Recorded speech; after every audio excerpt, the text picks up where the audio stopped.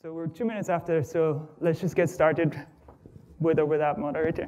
I'll just introduce myself. My name is Tobias Edler von Koch, and I'm going to talk to you today about essentially LTO with linker scripts. Right? So this is joint work with my colleague Sergei Larin, who is here with us today as well, and Shankar Easwaran and Hemant Kulkarni, and we're from the Qualcomm office in Austin, Texas.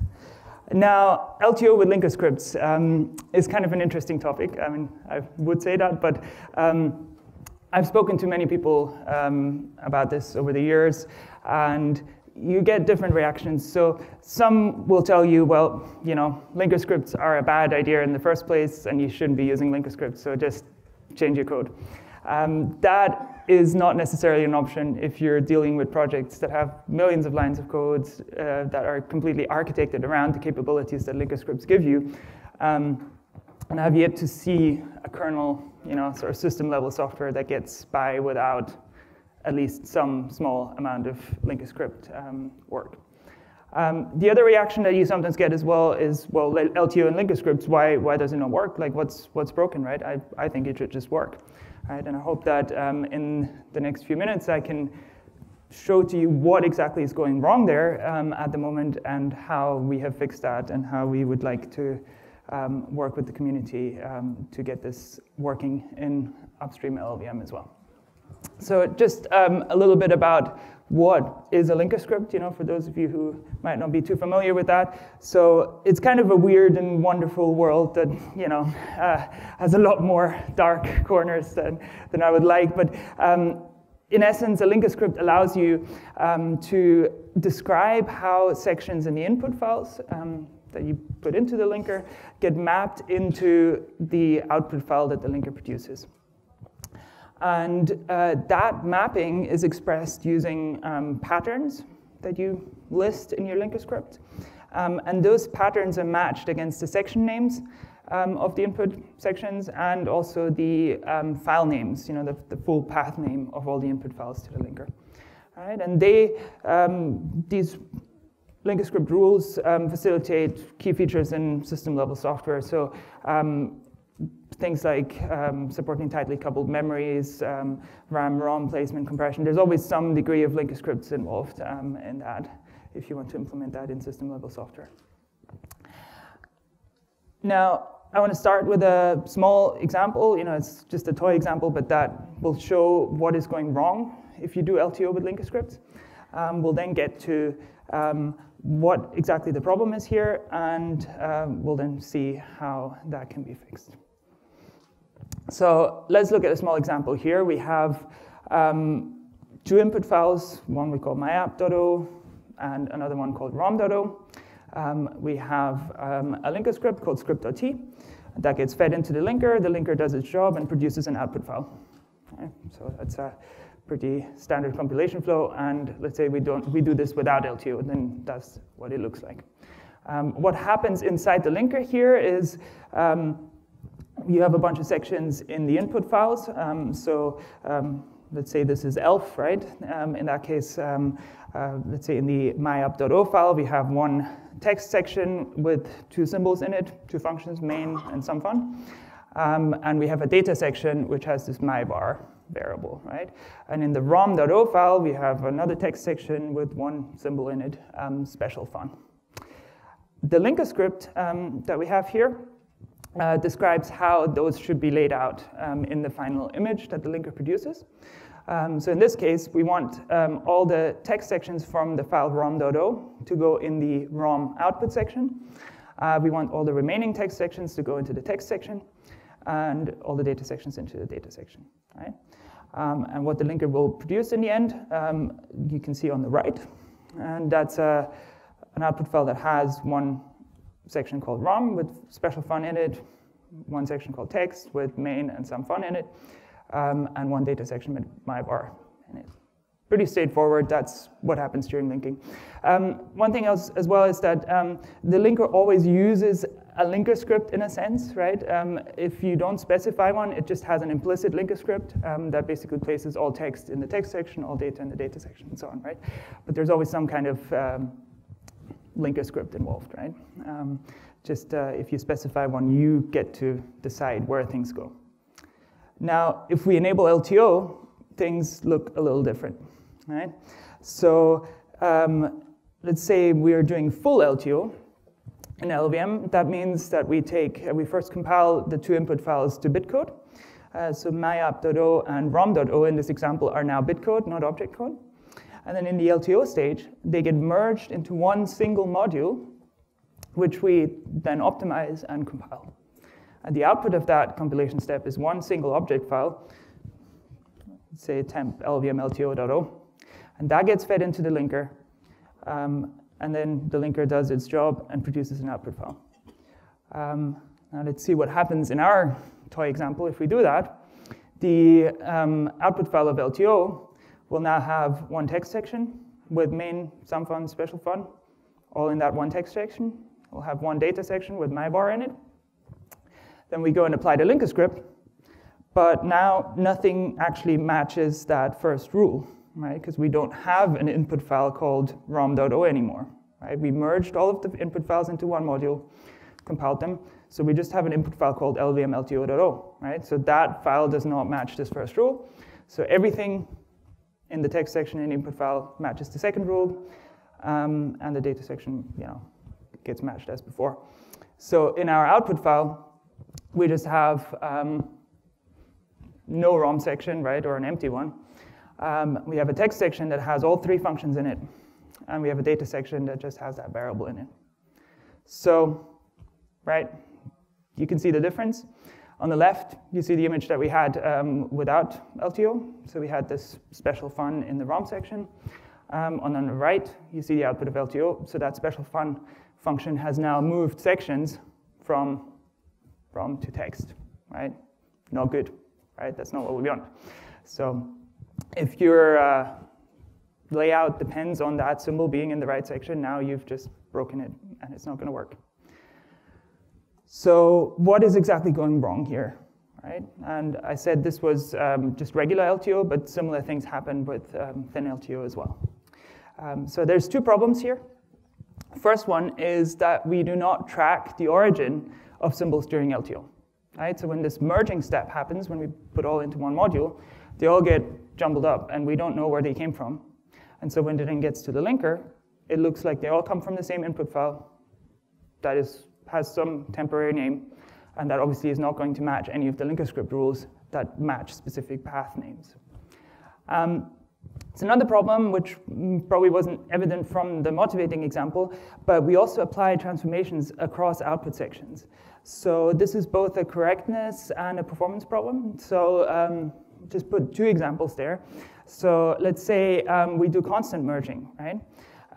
If we merge a constant from one section into another, that may or may not be correct, but in a lot of cases it's not, because imagine that we have some section, say we're in the boot up stage of some kind of operating system, right? We have a constant that's both in a section that's visible during boot up and in a section that doesn't get loaded until much later on. And we end up merging that constant from the section visible during boot up into that section that is not visible. So now we just have one copy in the section that's not visible, and then we try to access that during boot up. That access is going to go nowhere, right? So that's a problem. There's also performance implications there. So think of inlining, for example. If we split our code into a section that goes, say, into tightly coupled memory, that would be very fast to access. And then we have some code that goes into a section which is placed in slower memory. Right, and we inline between those. It might not be a good idea to inline from the fast section into the small section, right? Because it could be much cheaper to just do a call into that fast section, right? So in general, we want to prevent transformations that cross output sections.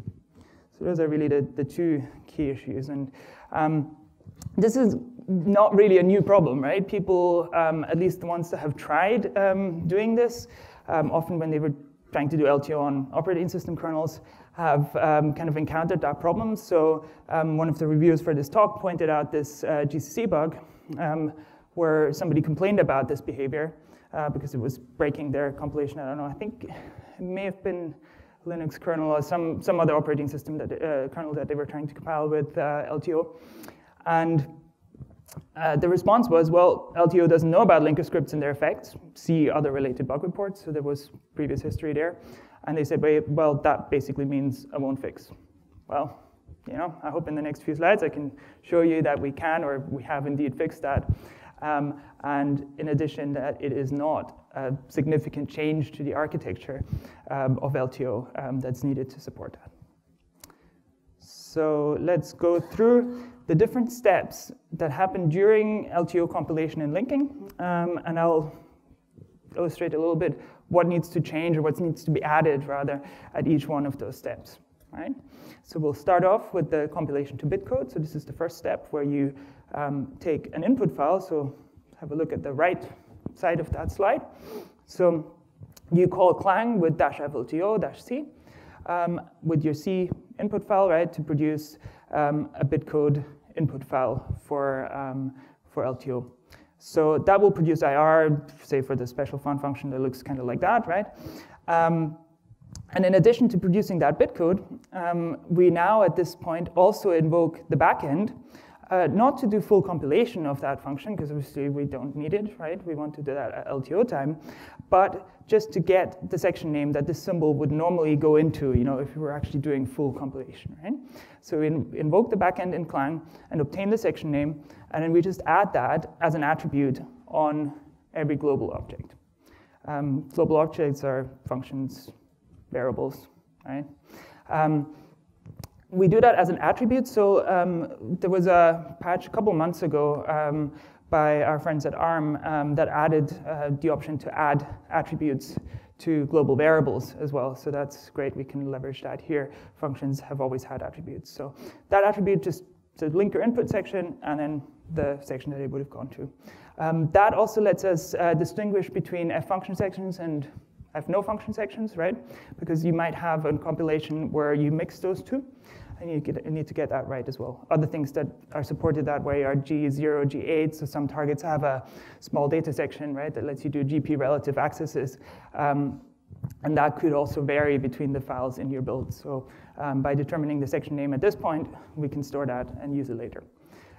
We also store the section name as a field in the IR symbol table, which gets emitted in the bitcode file. So this is great work by Peter Collenborn that added that recently, again, a couple months ago. I don't know if you're aware, but if you write out bitcode in LLVM now, you get the bitcode, the module. But in addition to that, you also get a symbol table, which is separate, which tells you what symbols are in that bitcode file, and a few more things about them. And you can read that without materializing the entire bitcode. So that was a very important feature for LTO, particularly thin LTO.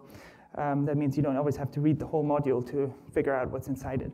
All right, and we just add one column to that table, which contains that section, which is also reflected in the attribute. So that's what changes at the compilation of individual files stage. Then take a step forward to symbol resolution in the linker. So we're in the linker now, so this also requires some changes in the linker. In that stage, the linker iterates over the IR symbol tables of all the LTO input files. Right? And it already does that, right? This is nothing new. But now we also have the section name in that table, obviously. Right? So it can go and apply the linker script rules just like it does with object input files. Right? So for every symbol that comes in from a bitcode file, the linker can now determine where he's eventually going to place that. Right? And then, again, this is already happening. The linker communicates to the LTO API the resolutions for each of those symbols. In that context, this means basically the linker telling LTO whether it picked that definition of the symbol from this file as the final definition. So this is the prevailing attribute. It also tells LTO whether that symbol is visible to external objects, because you could have a mixed compile where there's some input files that are bitcode, some input files that are object code. So LTO needs to know about that. You know, that basically tells us whether we can internalize symbols or not, right? And so along with that information, we now also communicate the output section that each symbol is going to go to.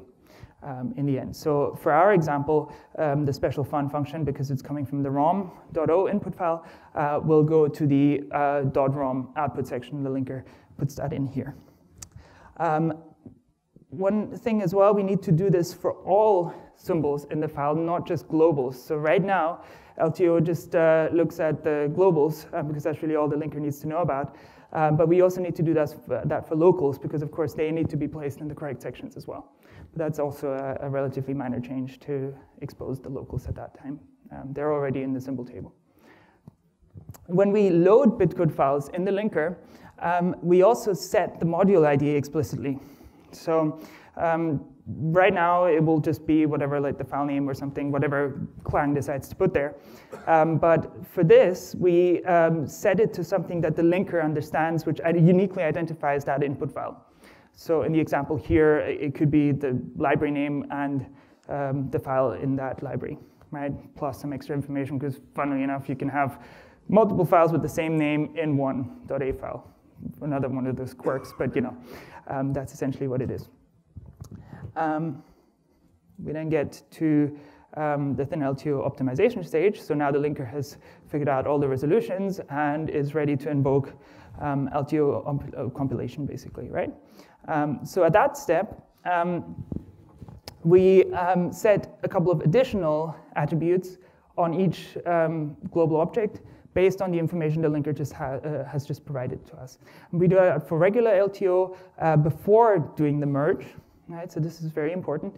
For thin LTO, we do it both before and after import. So first for the symbols that are already in the module, and then for the symbols that we just imported. And these additional attributes that we add contain the information that the linker just told us. So in particular, that's the linker output section. So that's where the linker told us he's going to place that symbol. And the module ID, which is, you know, the ID of the module that this symbol was originally in. So for thin LTO, obviously, that stays the same for all the symbols that are in that file. But for the imported ones, that's a useful bit of information. Yeah, that's it, yeah. So we then also modify some of the optimizations to become aware of those attributes. So this is the performance and correctness thing that I talked about before. So constant merging, for example, can now look at the output section of symbols, and you know, if the output sections of two constants are different, it will not merge them, right? So these are small changes that you can make throughout the compiler where needed, right? It's a relatively limited set, actually. But you know, there are a couple of places where you have to be careful. We then do optimization as usual, right? And then eventually we get to the code gen stage. At that point, we emit all symbols that have this linker script information attached to them, not just to the regular section name, but to an augmented section name. Which again the linker will understand. We'll get to that later. But in that augmented section name, we encode the linker input section, which is, you know, where we would have normally emitted it anyway, and the module ID, which indicates where that symbol came from, right, with some separator in between. So in our case, we chose .. right, but it doesn't really matter, right? So you see on the right, we have that definition of special fun, which has linker input section equals text. Module ID is rom.o. And that then goes to a section called .text .. rom.o, right, containing that function. Now, in the actual linker step, which happens at the end, right, the linker pulls in all the symbols from the different object files that we've produced. So if it's regular LTO, we'll have one object file. If it's thin LTO, obviously there'll be hundreds, thousands, potentially. And when the linker reads in all those sections, it recognizes the augmented name that we created earlier, right? So when it encounters a section like .text .. rom.o,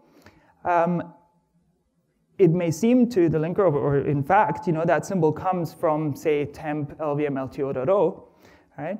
But because we have the information in the section name there, the linker can now go and pick the original input file and override the origin. Right? So for that input section, you can drop that __ part and change the origin from LTO object file to the name of the original input. All right? And then, all the linker magic happens, and it can match the linker script rules again at this point and place symbols correctly. Right? So now, even though that symbol came out of LTO, for the rest of the link step, it looks as if it came from the original input file with the name that is expected in the linker script. And in the end, that produces an output file that has the exact layout that we expect, with the benefit that it's now optimized using LTO. Right? So let's summarize at this point. So we've shown how thin LTO can be enhanced to support path-based linker scripts in path-based rules in linker scripts. Right? I hope you see that the approach doesn't require any fundamental changes to the architecture of LTO. We just added a small number of attributes to GlobalObjects and enhanced the APIs a little bit to communicate that additional information back and forth between the linker and the compiler so it can do simple resolution correctly. And the benefit of that, obviously, is that it extends the features of thin LTO, the vast benefits that it has, to many embedded applications that were so far just excluded from that optimization, right? And we already have this approach in production use at Qualcomm, and it's enabled LTO for applications with 10,000s of linker script rules, right? And these run stable in many devices, and we're getting very good size and performance benefits from that. All right? So there's a couple of additional things I want to mention at this point. So this solves one problem, which is getting the placement of symbols right, but LTO often exposes user errors as well. Right?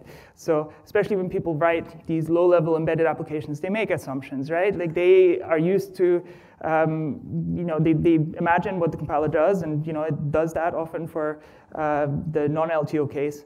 But then when LTO comes along and has that global view, it may do things that they don't expect, right? It might eliminate code that seems to have no uses within the application, but that is really actually is needed by some bootloader or something like that, right? So it often turns out that you need to add an attribute used here and there to prevent a symbol being removed, even though it looks like it's not used. People also sometimes rely on a specific ordering of particularly data. That's one of the things we also mess up in our LTO. There's obviously no guarantee about any ordering within an object file. But LLVM's LTO will pretty much randomly reorder global variables in the resulting object, right? So if there's any dependence on that, not going to work, right? So that has nothing to do with LTO with linker scripts, really, but it's a problem that you will face in general, if you try and unleash LTO on an application that wasn't designed with that in mind sometimes, So that's it, really. I'm happy to take your questions at this point.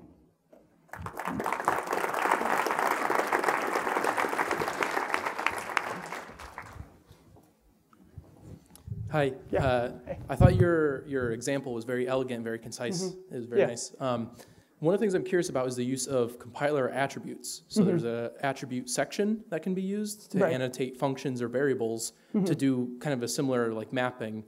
So one of the things I'm curious about is you had cited that bug that said that LTO pipeline is not familiar with linker scripts and needs to kind of learn to be adjusted for it.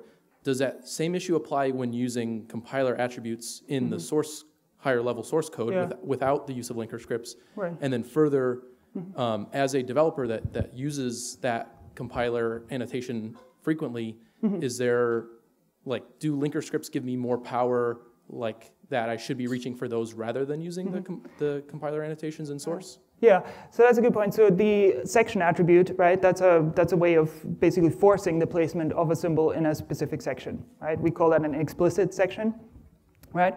That alone doesn't necessarily, so if you have linker script rules that still have a path name and then match an explicit section, right, they're still not going to match, right? Even if that explicit section gets preserved through LTO, and it does, right? So if you say attribute section blah, it will come out of LTO in section blah, but it's still in the wrong file, right? So the linker still won't know how to place it, right? So that's one of the things that this solves, right? In general, I would say, yeah, I mean, the section annotations in the code are clearer because you know where things are going just by reading the source code, but they're not always feasible, right? So there are situations where you don't want to always change your source code, but you might want to, based on profile information or something like that, place certain functions, certain input files into, say, a faster memory, right? And that can change between, as you go and edit the code. And if you then go and add attributes all throughout your code, right, that may not be as easy, right, as changing the linker script to change that placement, right? But interesting point as well about those section attributes. So there is that expectation across the optimization pipeline that if something has a section attribute, we have to sort of treat it very carefully, sure. Right? So global merge, constant merging, for example, doesn't touch those. Right? And in fact, that's sometimes too conservative, right? Because with this stuff, you actually have the ability to know whether those two constants are going to the same output section. And so even if they have an explicit section set on them, you can probably merge them, right? So there's, but. Cool, thank you very much, I appreciate it. Yeah, thank you. So for thin LTO, it sounds like you didn't have to actually modify the summary or the index at all. No. And I was wondering whether maybe you would want to, like for importing, if you're not going to bother to be able to inline something, you might as well just block that from importing. That is correct, yeah. So we would want to prevent the import of functions that have no chance of getting inline. So if the call side is in a different output section, we might not want to import that. And that also means we don't have to promote it. We don't have to promote the... Exactly. Yeah, so that is something we haven't implemented yet. Right, okay. But yeah, that would definitely be it seems like an that would be a optimization. good extension. So. Yeah, but that's a very good point, and I think that could give you additional optimization opportunities as well, because then you can internalize more things. If they're not used. Yeah, good point. Thank you for the talk. So I understood that CodeGen emits the augmented name of a symbol, and then the linker notices that it's an augmented name and patches in the original module from where the symbol came from. Correct. Is there a good reason why the CodeGen itself does not actually write in the correct provenance of the symbol so that you can use an unpatched linker to link all of these symbols? What do you mean, like write the correct provenance? Where would you store that? So instead of send. Oh, I see. Okay. So you could you could emit an additional section with a table, right? That tells you this input section is coming from this file. So where you store that information. Sure, there might be other options, right? It's just convenient to put it in the section name, right? Because then again, you don't need to. Okay. It's a pretty local change, right? Yes, but yeah, you could emit a table or write it out as a separate file, or there's loads of ways. But you have to somehow communicate to the linker, hey, this input section, came from this input file. Right? I actually understand your question, maybe slightly different. Maybe I'm reinterpreting, but in our terminology, you would ask the compiler to assign the output section, because if you are setting the output section directly right now in the object, you're basically stealing that function from the linker. We went through that phase, and it was not a good experience because linker can do some things that compiler is unaware of. Okay. So, but basically, yes, and that would be, technically looks on the surface as a good idea, which in fact didn't cover several cases. Okay, sure. Thank you. So, yeah, thanks again for a good talk. Thank you. At least with respect to like Linux linker scripts, there's a lot of things you can do with them beyond just telling where something is going to get laid out in which section. Like, influencing the linking order resolution stuff. Have you looked into any of that kind of thing, or that's not particularly germane for the linker you have, or?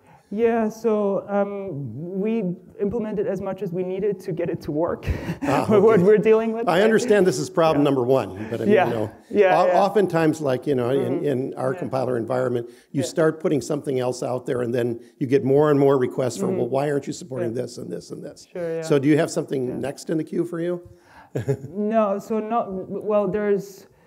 it's more about tuning optimizations to be more aware of these things. I think that's something I would like to look into more. But if you have any specific example of something that you don't think can be captured using that, then I'm thinking about love like to hear that. as needed and stuff. Yeah. I mean, is a good example, or just the things that, like Linux groupings, for instance, you know, that you can form a group or you can iterate around to do the resolution stuff. These are kind of requests So we got with the Intel compiler that, you know, we now run into with LLVM. Yeah, so a lot of those things actually can be sort of emulated in the linker. If the linker is smart enough to know that even if something came out of LTO, you know, with that override, then you know, use its existing logic to apply all those rules, right? It can still have that behavior, right? And you can also remember, for example, the ordering of files on the command line, right? And then reapply that and reorder things coming out of LTO in that order and so on. So there's a lot of complexity here. I should mention that, yeah. So a lot of those things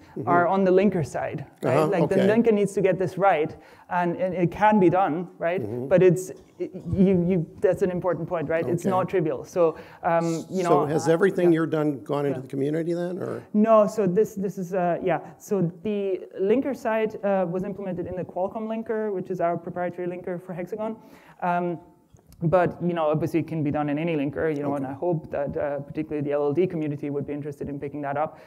We're going to upstream the compiler side for sure, and we're very, you know, we would be very happy to work with the linker community to get that used as well. Okay, thanks. Yeah. The basic functionality in a linker is actually not that complex. I mean, doing the advanced, you know, fine footwork, that might be more of a challenge, but basic implementation is rather simple. It's not a big deal, just willingness to do so. So I wonder if I have a list of link time optimizations that are prevented by having explicit section names or by using F function sections. Even I think optimizations are prevented by having you mean the ones that I mentioned, like constant merging, function merging, for example, is another one. We have an outlining pass, right? Like you have to be careful about that as well. Global optimizer, when it creates new global variables, needs to copy those attributes. It already does that, so that's fine. I think there's some cases where that was missed, but that's easily added, right? So there's a few bits here and there, but yeah. So well, I guess the simple answer is no. We don't have an exhaustive list that you can take and implement, right? But if you think of a global object potentially changing any of its assignment, section assignment attributes or qualifications, you have to pay attention to that. So I wonder if you have like a rough number how much the performance different if you just use like split sections. Here is the common misconception, right? And I had to fight it internally. LTO does not really reduce all of these optimizations. They should not have been happening to begin with. Right? It guarantees correctness, but it allows additional optimizations. I think I modified one of the constant collocations passes, I believe. It's impossible to collocate constants if you don't know which section they're going to end up with, but now I do know where they're going to end up with. So the net effect was actually probably even positive in propagating that section.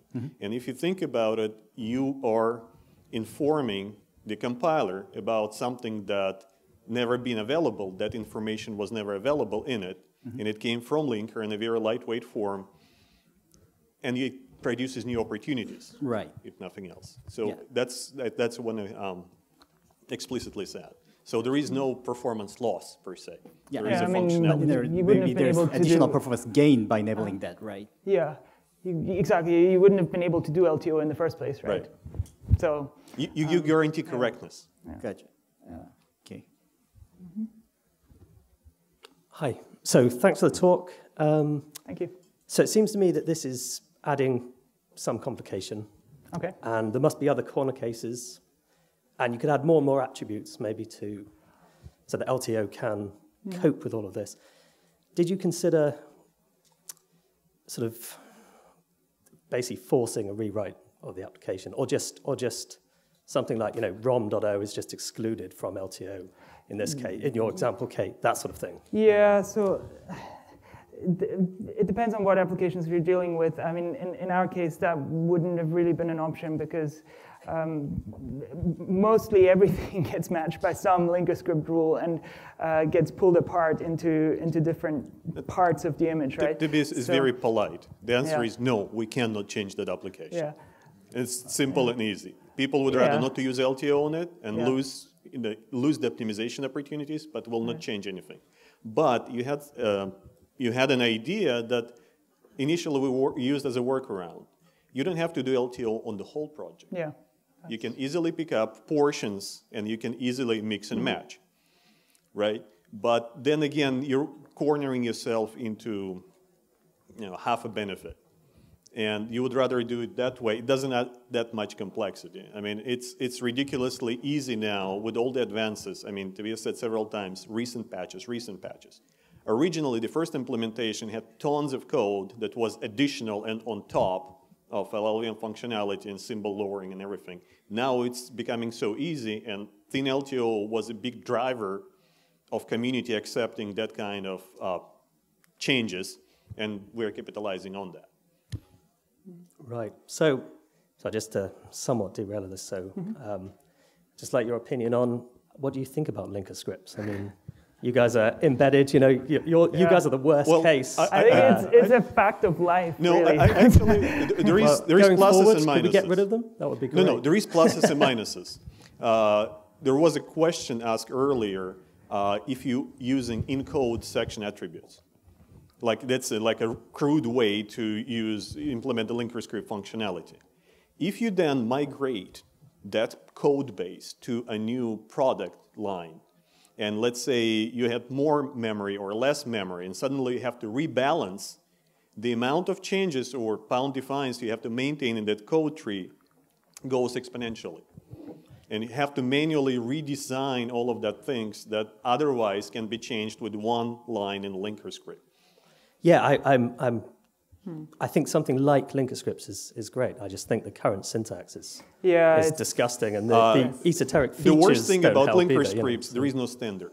Yeah, indeed. Okay, there is de facto GCC does it, so I have to do it too. But it would be nice if we would have a standard. But on the other hand, hey, no standard. My hands are free to do whatever I wish. Right, maybe a real programming language would be. Anyway, I'll give up. Thank you. Just very briefly, so linker scripts can often supply definitions to external defined symbols that were never defined in C code. And I wonder that since you're doing this anyway, I wonder if there are any optimization opportunities for taking those defined values, maybe instrumenting the LLVM or something, and then doing LTO on that, given that the information can be propagated back by the linker. Right, that's interesting. So you mean like actually when the linker makes those assignments, communicating them into LTO? Yes. Yeah. So some of these are not determined until the final link step when you say, if you put marker symbols, that's what I call them, marker symbols at the start and an end of a section or something like that, right? Yeah. Assign the current address, right? We don't know that until we actually fill up that section with... you mentioned though that you do call the backend before you do the LTO step, right? So is that, do you not consider that to be identical to the final link? No. Okay. So we just call the backend to get a section name, right? Okay. We don't actually do compilation. Just barely enough to get default section assignment. Yeah. Okay. Fine. And the size of that function will change, of a function or a variable, right, will change during LTO optimization, right? So we can't know at that point, how big it's going to be and what the final layout is going to be in terms of like addresses, right? We know sections, but we don't know the addresses yet. Okay, fine. But if there are complete, proper constants in the linker script, right? Like x equals 5, right?